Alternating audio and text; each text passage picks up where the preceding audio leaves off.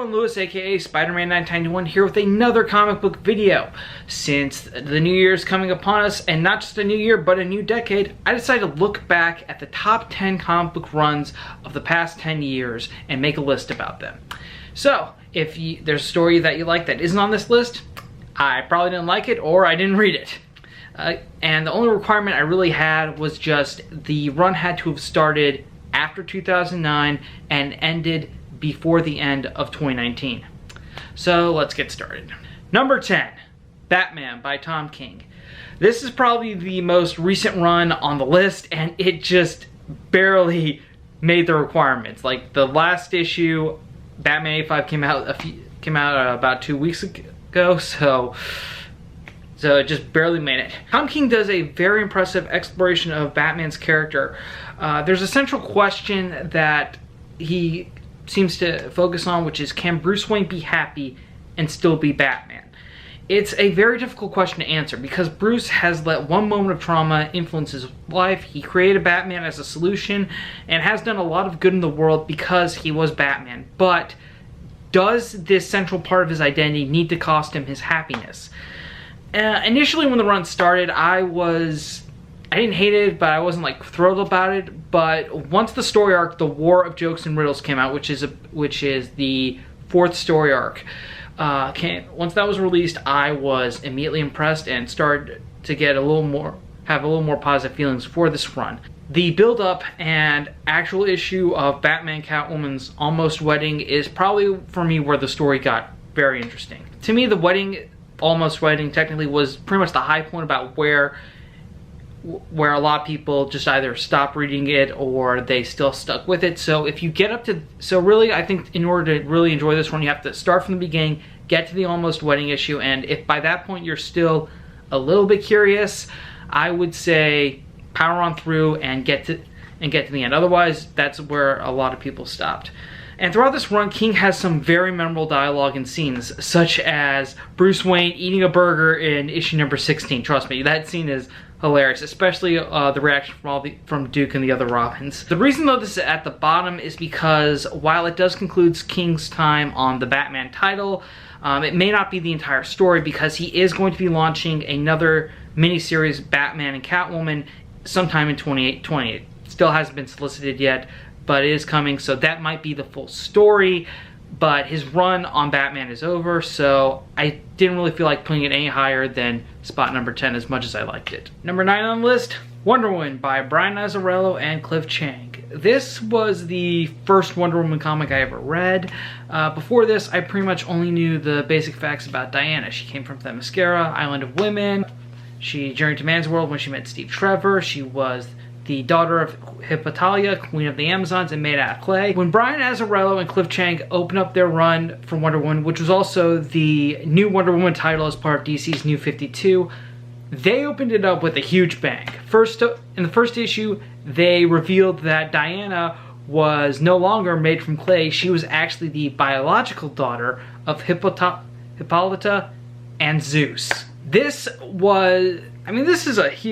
was a huge thing to open up. I mean, the New 52, we all knew there were going to be, it was going to be rebooted, but this was just huge. I mean, for the large part, Superman and Batman, Green Lantern, Flash, most of their origins stayed the same, but they really changed the game by making Wonder Woman a demigod and the daughter of Zeus, no less.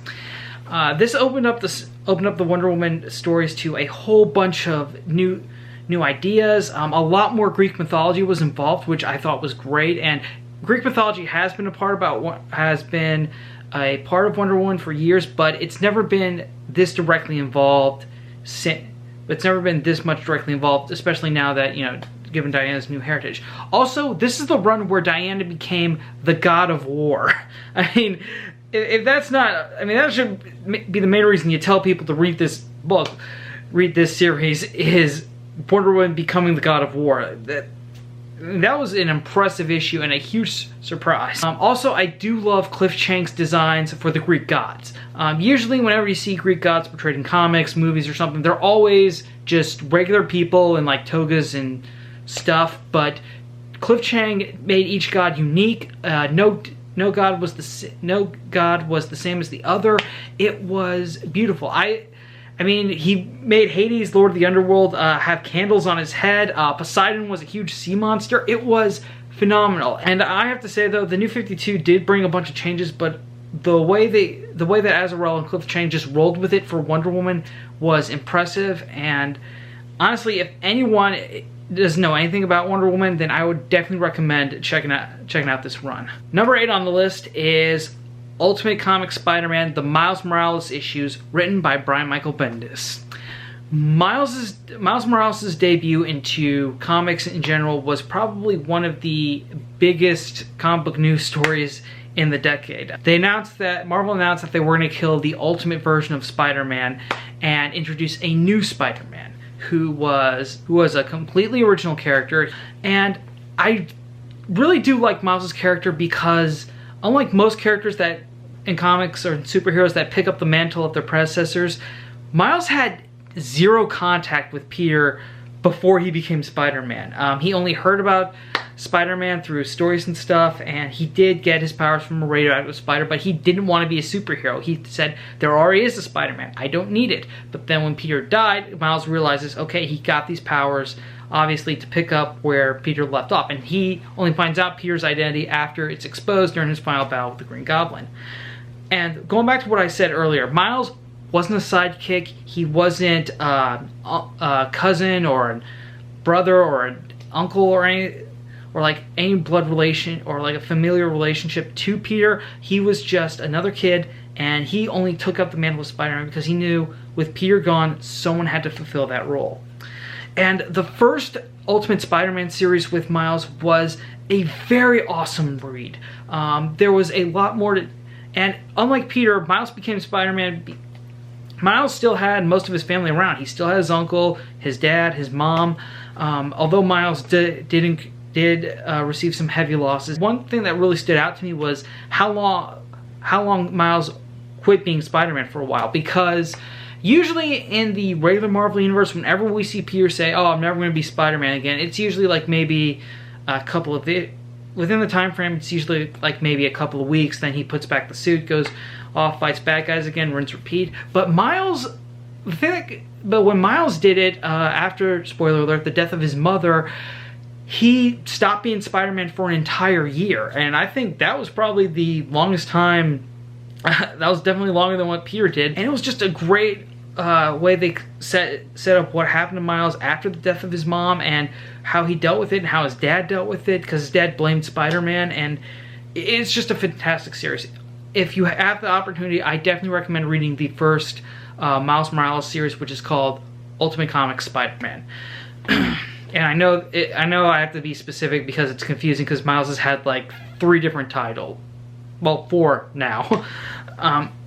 Anyways, though, eventually, though, Miles Bendis' run does include the stories immediately following Secret Wars, which was the event that moved Miles from the Ultimate Universe to the mainstream Earth 616, and also brought his mom back to life.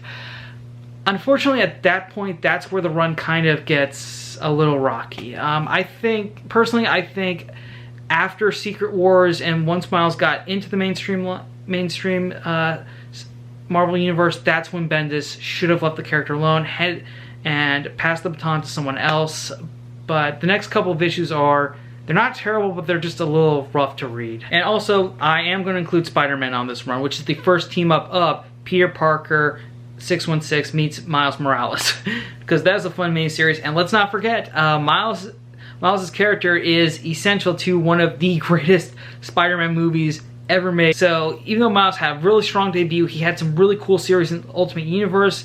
Adding him to the mainstream was a little rough transition, but nevertheless, it's still a fantastic run. And if you're a Spider-Man fan, and if you love Into the Spider-Verse, you definitely need to read it. Number 7 on the list, Green Arrow by Jeff Lemire.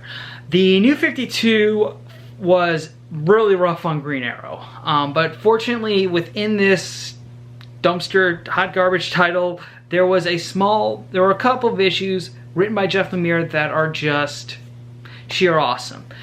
I mean, Jeff Lemire did an excellent job revisiting the island that Oliver was trapped on and incorporating other previous continuity elements into this story, such as Shadow and also Robert Queen being involved more directly into Oliver's origin story. Also, this is the run that introduced Emiko Queen, Oliver's half-sister, who becomes Red Arrow, and also John Diggle. Fun fact though, Diggle actually debuted on Arrow before his comic book first appearance.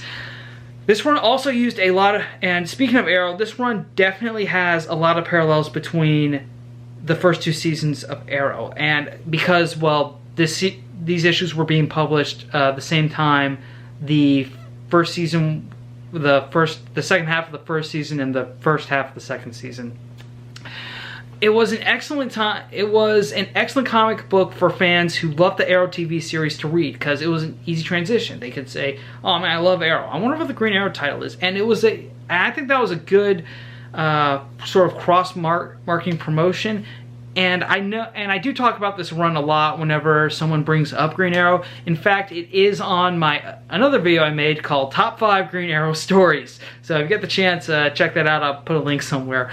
But this one was amazing, and like I said, the New 52 Green Arrow title, it was overall not that great, but these issues written by Jeff Lemire are what save it, and what save it from being forgotten in the New 52 era, and it's still one of my favorite Green Arrow stories, and that's why it's on the list. Okay, number 6, we actually have the same author back to back, Superboy by Jeff Lemire.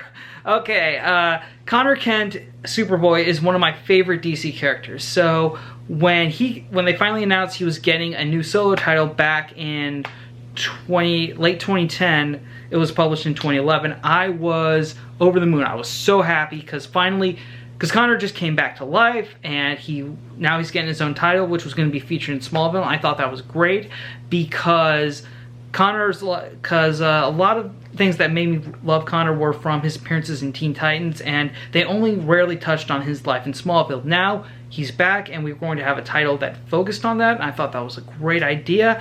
And Jeff Lemire adds a lot of lore to the small town of Smallville. I mean, he adds a bunch of history he creates a bunch of history for the town that helped tell a really great story in the modern era. Also, he gives Connor an amazing supporting cast. We got Simon Valentine, the boy genius, Psionic Lad, hero from the future, and of course Connor's cousin, Lori Luthor, because Connor is the DNA of Superman and Lex Luthor. Unfortunately, though, the series did not make it past 11 issues because DC was getting ready to roll out the New 52. However, though, this is still a fun story to check out. All 11 issues are collected into one volume, Superboy Smallville Attacks, and if you are a fan of Connor Kent, this should definitely be on your must-read list. And even though I do love Connor, I almost considered putting this in the top 5, but unfortunately, since we only got one real arc, it just didn't feel right keeping it up there, so I thought top 10, but not top 5. Okay, now we're entering the top 5, and my number 5 is Hawkeye by Matt Fraction and David Aja.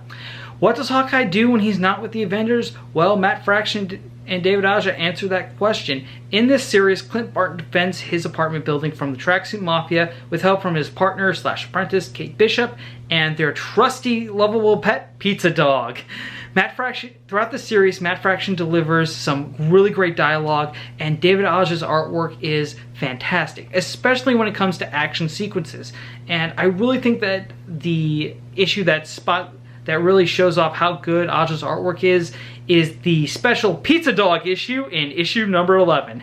Seriously, it's an entire issue that just follows Pizza Dog around, and it is lovely. It's probably one of the best single issues I've ever read. So I decided to why is Hawkeye at number 5? Well, like a lot of people, I never really thought fondly of Hawkeye. I read him in I mostly read him through the Avengers title, and I thought, yeah, he's an interesting character, but you know, he kind of had this feeling that he wouldn't support his own solo, he couldn't have his own title. I was wrong. Fraction and David Aja proved that Hawkeye can have his own title and also have a very interesting story.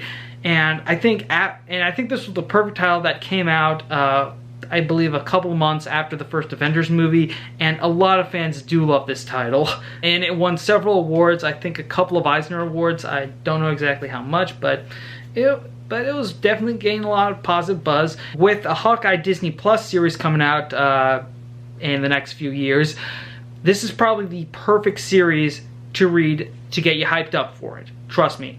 If you don't, trust me, read the first issue, and if you don't love it, then don't bother reading the rest. But if you do love it, you're gonna want more. Believe me. I read when this was first coming out, I read the first issue and I liked it, but I didn't get it monthly because I didn't think it was gonna last long.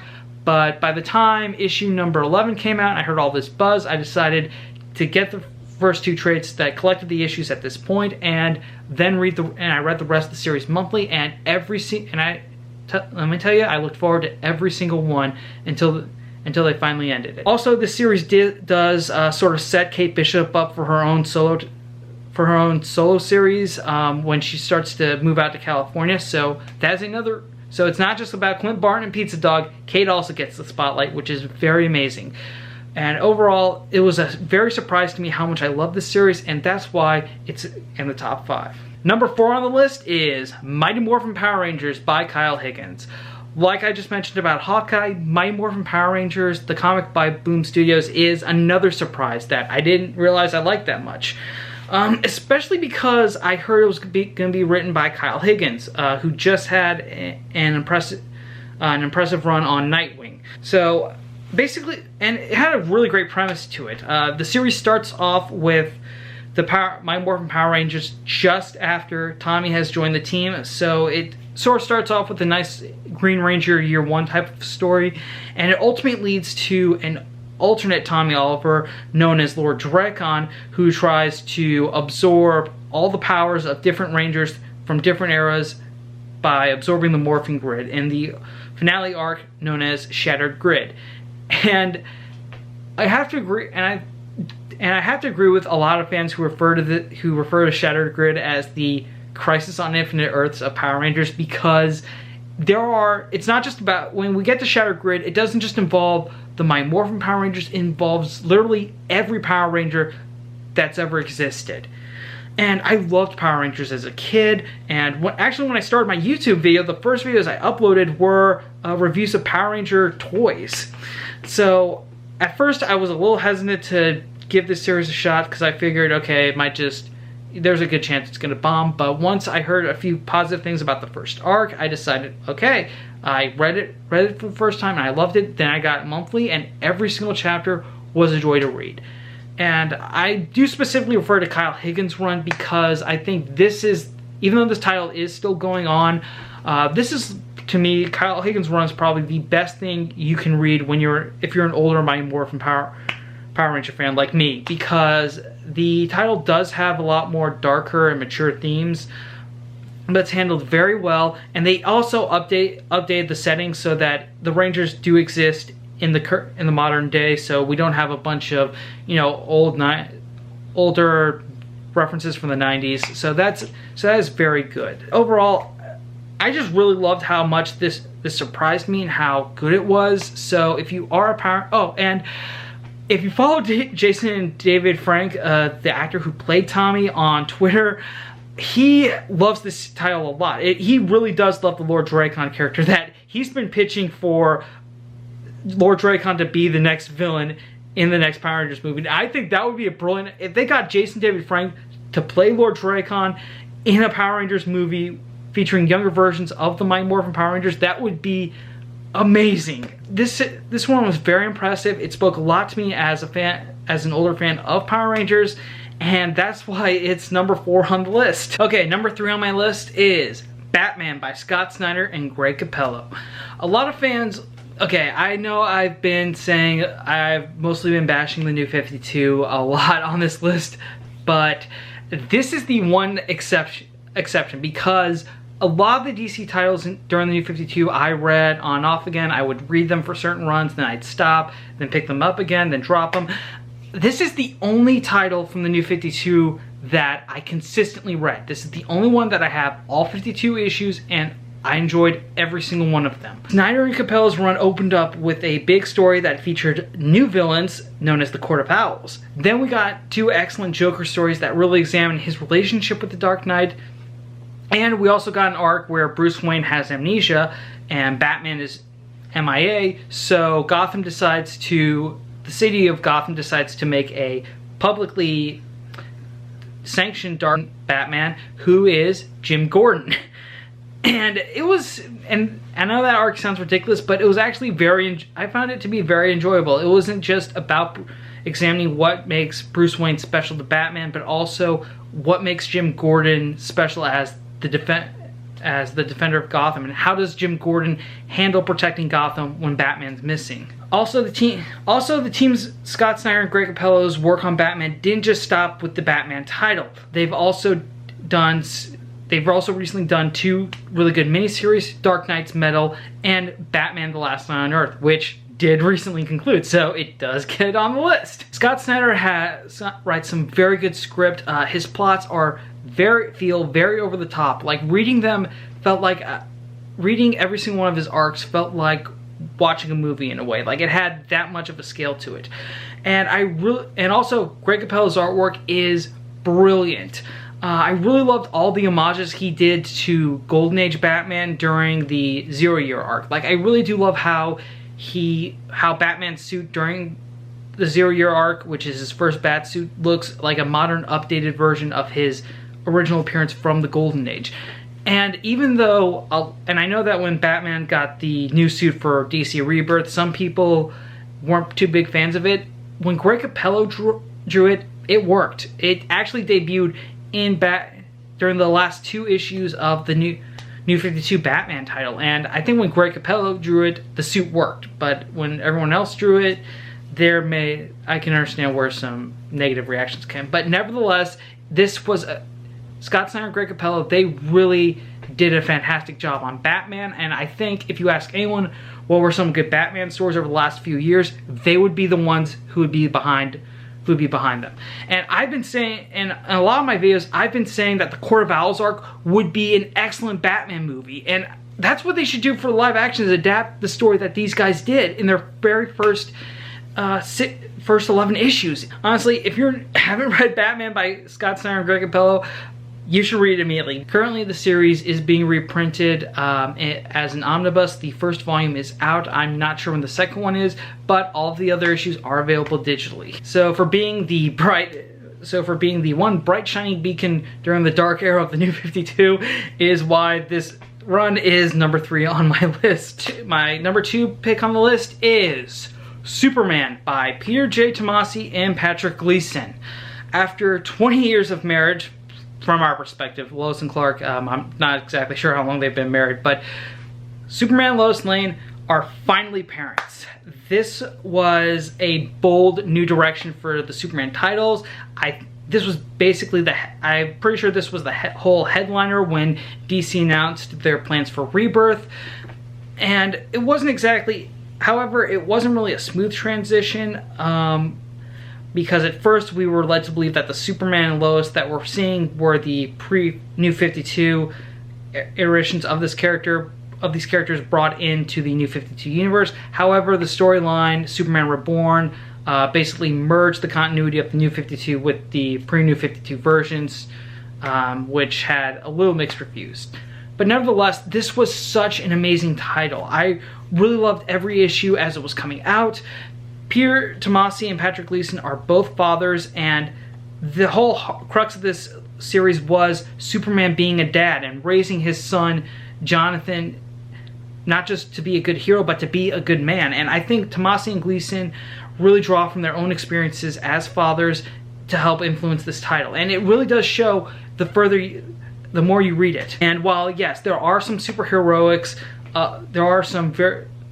while there are some superheroics in this story, the scenes that are just Lois, Clark, and John at home or working together as a family are the ones that really work for this title. Honestly, this title just felt like it brought back what we the fans love about Superman. And especially because not everyone was receptive of the New 52 take on Superman, And this one just brought back the classic Superman that everyone loved, and it also introduced something new with the character Jonathan, and it was an amazing job. And right when I read Superman Rebirth #1, the one-shot that led into this title, I knew I was going to enjoy this, and I loved every issue of it. And in fact, the only time I ever did another New Year's video like this was I believe my top 5 comics of 2016, and Superman Rebirth was #1 at the list because of its strong debut and how well written it was and how it captures what I loved about Superman in this title. Honestly, if you ask any Superman fan for any good comics in the last few years, they would say Chip Reed, Tomasi, and Patrick Gleason. I really did love this title, and unfortunately, I kept it at the #2 spot because it did not end on the best terms when Brian Michael Bendis moved to DC, and he gave them his pitch to Superman, and they kind of had to abruptly end it, which is unfortunate, but still, this was a fantastic title, and it brought back what I loved about Superman, and I will always be grateful for that. My #1 pick is Spider-Man by Dan Slott. Alright, this is my #1 pick because, well, first of all, it has the largest number of issues, which was just kind of a bonus accolade I gave this run because it has the most number of issues of any run on this list. And that's if you add Batman Eternal to the #3 spot.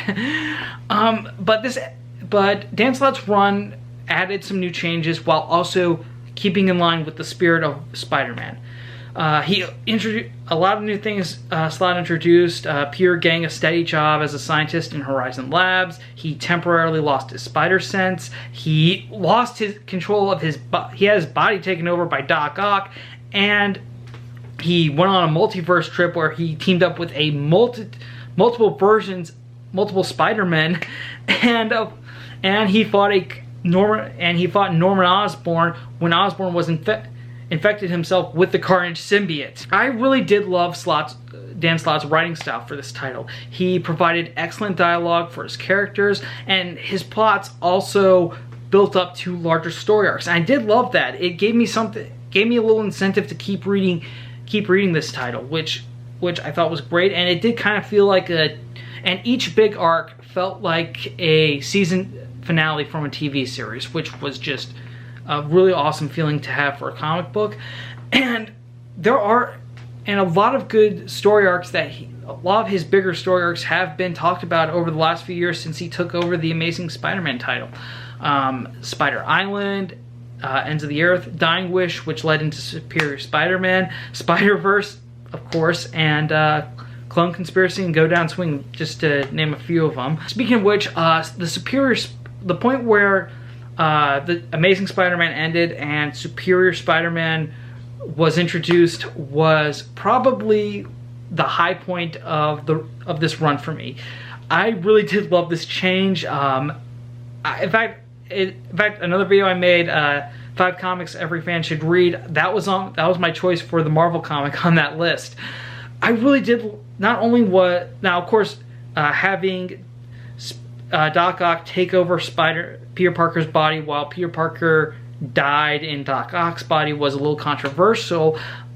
It was still what followed was a very impressive story where at times Otto Octavius was a little more efficient than Peter at being Spider-Man. But ultimately though, Otto's arrogance started to show, and this was exploited by the Green Goblin, and that ultimately led to Otto realizing that if he really wants to be a hero, he would let Peter Parker return to his body. Of course, the story I mentioned earlier, Spider-Verse, was another big element because we just had a really awesome movie, Into the Spider-Verse, which was based off of this story. So if we didn't have that arc, we probably wouldn't have gotten this movie. I mean, we could have, but it might not have been good. True, this run is very amazing, and I really also enjoyed it because Dan Slott was the first solo writer to take this on after the whole Brand New Day era of Spider-Man, which saw the title coming out 4 times a month, but they had 6 different writers on the title. And And when Slott took over as the sole writer, the title went back to twice a month, which was probably a little more affordable for fans. But this run had a lot of memorable moments. I did like, and the one thing I did like how he didn't have Peter Parker return as a photographer for the Daily Bugle. I mean, we had the whole blacklist. I mean, of course, Peter did get blacklisted during Brand New Day, but I liked how Slott just kind of rolled with it. He could have just put Peter back at the Daily Bugle, but he didn't. Instead, he really sort of had Peter embrace his scientific background in order to sort of further his own career, which was fantastic, and I really loved that. Honestly, if you want, you could just read the bigger story arcs that I mentioned earlier, but I think in order to really appreciate how good this run really is, you need to start at the very beginning with the story arc Spider-Man Big Time. And of course, another reason why this is probably #1 is because Spider-Man is one of my all-time favorite characters, and of course, I really did love this run. Every issue, I had nothing but praise for it. If you went back and took a look at my weekly reviews, which there are a lot of, so if you don't have the time, don't worry about that. You don't have to watch that one. Those are pretty bad, actually. Nevertheless, Dan Slott's run on Spider-Man introduced a lot of changes, but still kept the spirit of Spider-Man, and as a Spider-Man fan, I loved every minute of it. And that is why it's #1 for my top 10 runs of the last decade. And that's it for me. That was the entire list. Thank you again for watching all the way through. If there was something that you didn't like, or I didn't mention a comic book run, well, it means I didn't read it or I didn't like it. Again, this list is just my opinion. If you have any differences of my opinion, please comment below. Thank you again for watching. Remember to stay subscribed and notified. I'm Spider-Man 1991 saying see you later.